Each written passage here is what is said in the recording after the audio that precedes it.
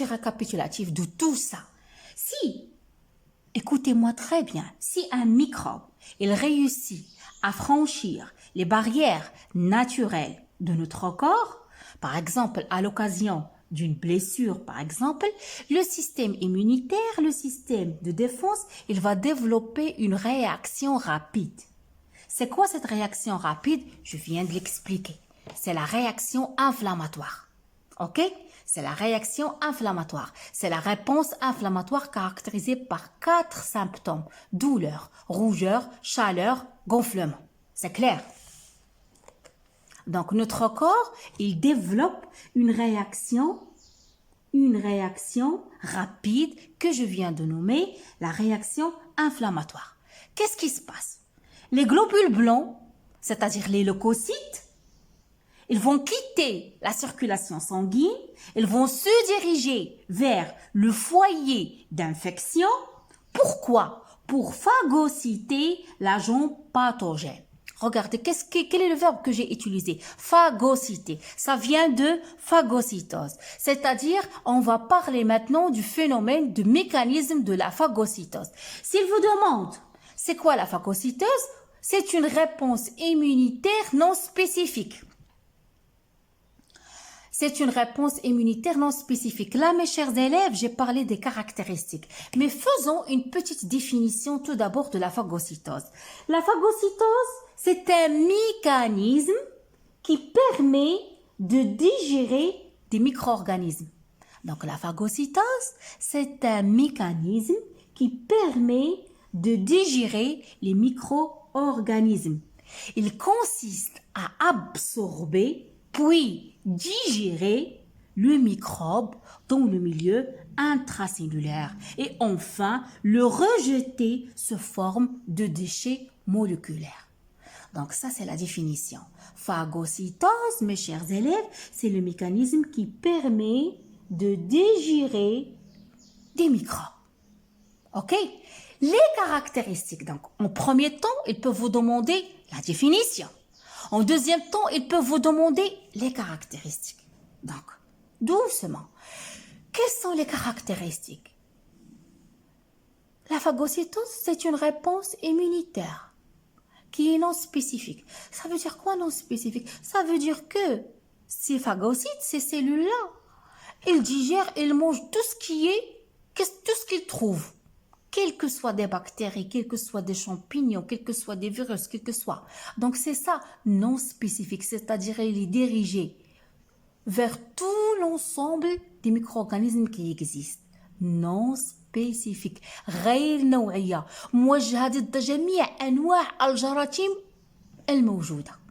C'est ça, la première caractéristique. Il est non spécifique. Autre chose, il est rapide. Deux caractéristiques.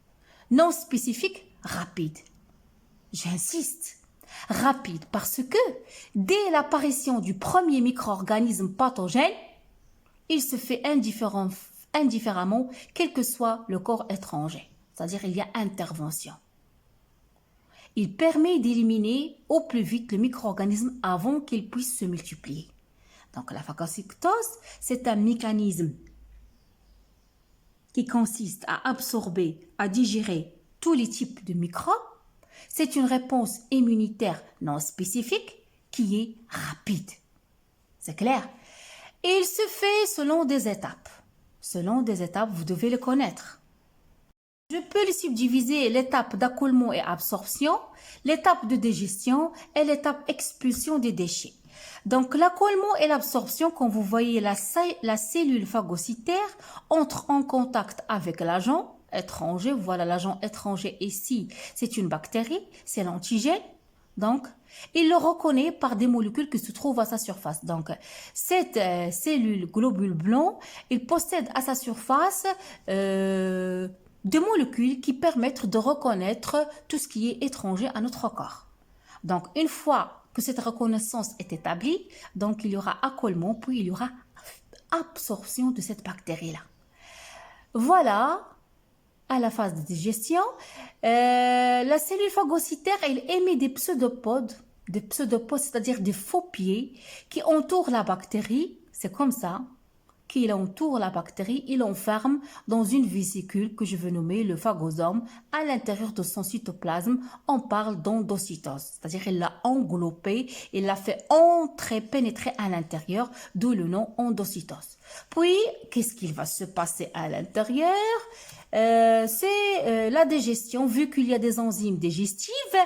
Donc, on va observer fusion des vésicules digestives. Après quelques heures, la bactérie a été digérée et les déchets seront rejetés. On parle d'exocytose parce que, voilà, là, il fait pénétrer à l'intérieur, on parle d'endocytose. Lorsqu'il expulse à l'extérieur, on parle d'exocytose. Donc ça, ce sont les étapes de la phagocytose. Vous devez connaître la définition de la phagocytose. Vous devez connaître caractéristiques de phagocytose. C'est quoi? Non spécifique, rapide et aussi les étapes. Donc voilà, dès que le micro-organisme pathogène pénètre dans l'organisme, certains leucocytes, les globules blancs, les phagocytes interviennent rapidement, quelques heures, ils absorbent le micro-organisme ou bien les micro-organismes, ils les digèrent grâce à des enzymes digestives, c'est la phagocytose. C'est clair? Donc j'espère que ce phénomène, que ce mécanisme est bien éclairci pour vous. Donc voilà mes chers élèves, je vais m'arrêter là comme petit résumé concernant la phagocytose.